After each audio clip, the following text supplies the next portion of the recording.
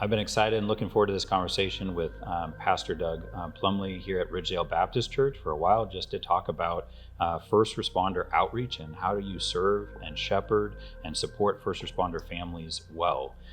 So I'm just excited to have a conversation with you, just to hear your take on it and what Ridgedale Baptist Church is doing to support first responders, and to partnership with Mission First Alliance for our National First Responder Networking Conference, and any of your thoughts and any of your encouragement to other church leaders. Yeah, Jeremy, it's great to talk to you today too. I appreciate the opportunity to share. Ridgedale Baptist Church is excited about the opportunity to partner with Mission First Alliance. We want to be a part of our community ministering and caring. And one group that is very important for our church is first responders. They're out there day in and day out serving our community, loving our community, and caring for us. And we just want them to know we love them, we're standing behind them, and are willing to try to support them anyway. And we feel like this conference working with you guys is one of the great opportunities we've got to be a part of loving them and caring for them. I think it's important for churches to say to our first responders, you matter, you're important. Because I know from talking with many of them, it's a very thankless job. You've been there, Jeremy, you know it better than I do. A thankless job, a job that nobody really seems to appreciate or care for. But they need to hear somebody cares about them, somebody concerned about them. And so that's why we at Ridgedale want to be a part of this opportunity with you. From your perspective as a pastor, and for your knowledge of the work that first responders, police and fire and medics and all of them face, why do you think it's important for church leaders to support them, and what's unique about first responder families? Well, I can't say specifically that I've ever done or been a first responder, but we've got several members of our church who are first responders. And one of the things they've told me about is some of the things you see, nobody should ever have to see. Some of the things you have to face are overwhelming. And I think it's important for those men and women who are out there serving to know that somebody's there that cares. A voice or a person they can come and talk to, just to share their concerns, share what they're going through and what has happened. But I think it's also important for those families, because those families are very concerned as their loved one goes out, as you go out many times. I know talking to you and Katrina, that was one of the things that Katrina and the kids had to deal with. You go to work, is my husband, is my dad coming home? You don't really know sometimes in your line of work. And I think that's really hard on the families to know that they face that day in and day out, and they make a huge sacrifice for so many people. And I think it's important that they know also that somebody loves them and cares for them as they face unique challenges that I don't understand. I'll be honest, I don't. But we want to say we're here to help in any way we can. What do you think some of the impact could be in the community if church leaders had a more intentional focus on serving, supporting, shepherding first responders in their communities? Well, I think it'd be a really interesting thing to see what could happen, because they're out there, first responders out there, dealing with families in the biggest crisis of their life often. They're facing families who are dealing with death, they're dealing with loss, they're scared, they're frightened, whatever it may be. And you know, it would be really neat if those first responders are representatives of Christ as they're going out and doing that. But I think one of the things that would have to happen is we as churches got to come along beside these first responders and say, we want to help you, we want to encourage you, so that as they go out and deal with families in such critical situations, man, it'd be nice to know that they have a church family they could pass that family off to, saying, hey, here's a family we ran across with this week. And if they knew churches were there for them, those churches could come along beside these first responders and help those families maybe heal better, walk along the valleys of shadows of death or valleys of sorrow they're going through.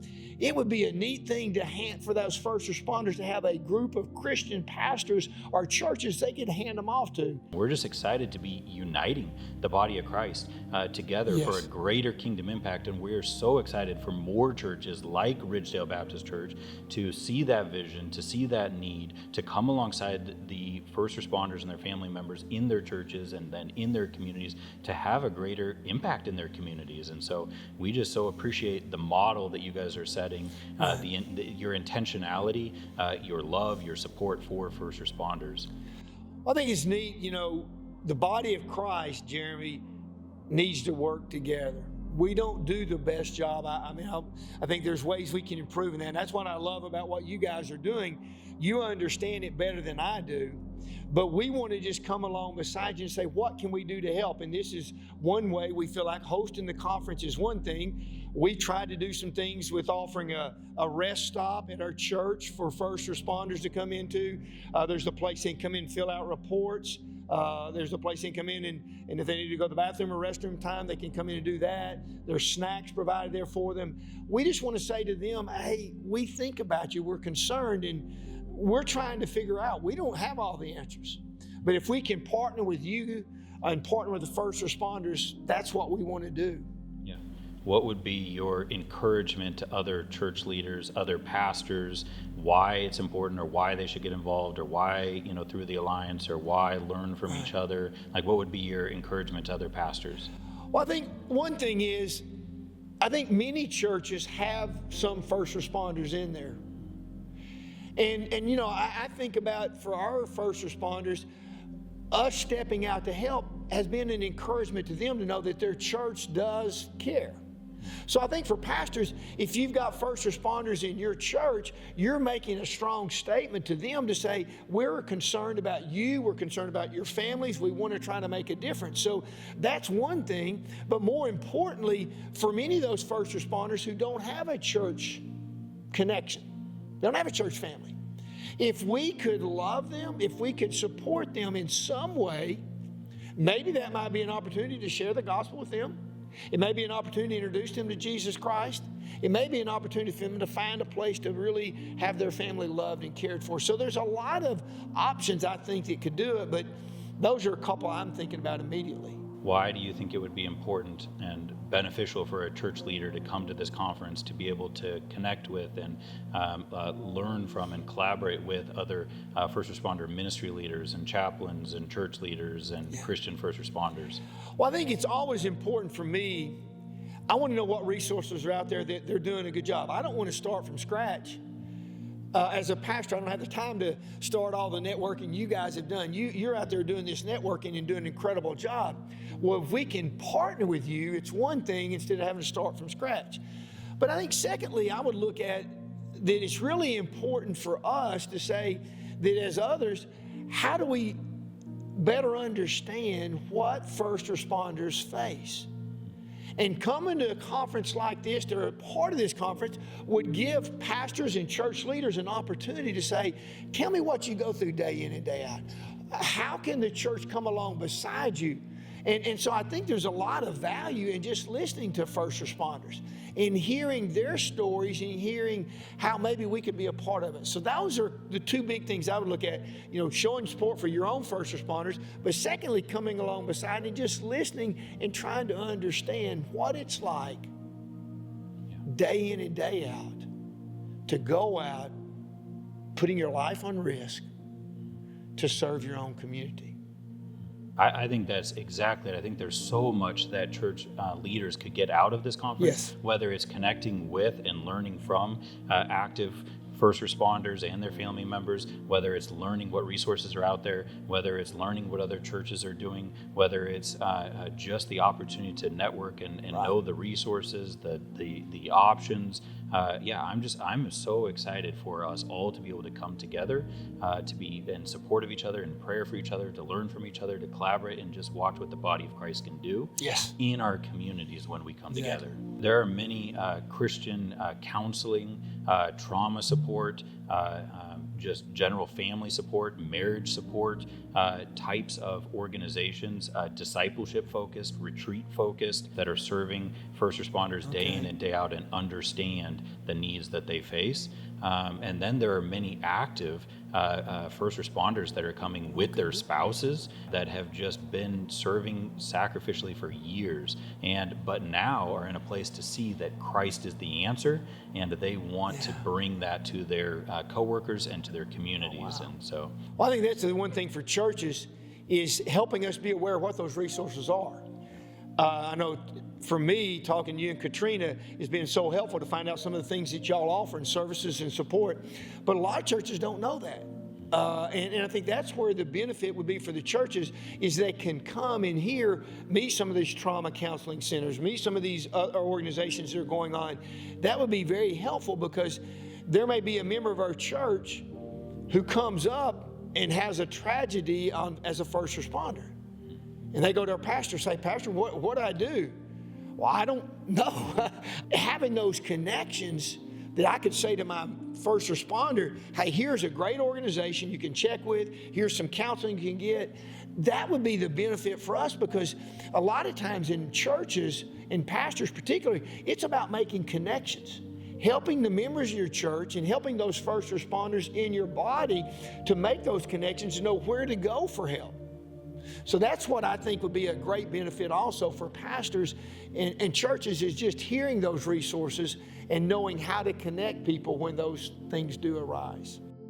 From my perspective of being a police officer, from walking in those shoes to now stepping out into full-time ministry and seeing all of the needs, I think that this is one of our greatest unseen mission fields that's in our country today, that there are 4.6 million first responders, their family members that are equally impacted by it, and many are doing it without hope and without the hope of Christ. We believe it's well under 10% of first responders in our nation that are Christians, that are walking with the Lord, and so it's such a huge opportunity, mission field, and many of them will attend a church. Yes. And they'll walk in the doors and out the doors looking like they've got it all together.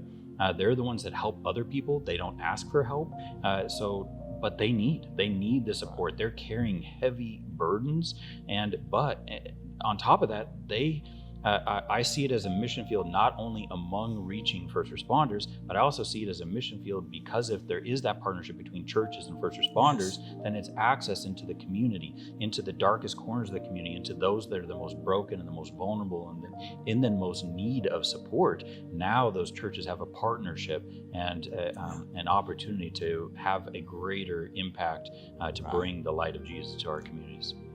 And that's what I think for us as a church, for Ridgedale, we want to look and see what are those groups of people that are not being reached. And we've really made some intentional changes in some of our ministry focus and trying to say, okay, who are the people not being reached by churches? And this is one of those groups that God's really laid in my heart that a lot of churches don't give the attention that first responders need. And especially those first responders' families. And so this is something God's laid in our heart that we want to try to do something. And a couple years ago, I went to a missions conference. And they made ask a question I've never forgotten. It was this, Jeremy. If your church doors were closed and your church never existed anymore, would your community even notice that you're gone? And we want to be a church to first responders, to others in our community that's making a difference. And this is one of those groups we are feeling led to be involved with, to participate with, and partner with Mission First Alliance and make a difference to first responders. To all those first responders, I appreciate their service day in and day out. And we want them to know we love them, but more importantly, Jesus Christ loves them. And that's our goal.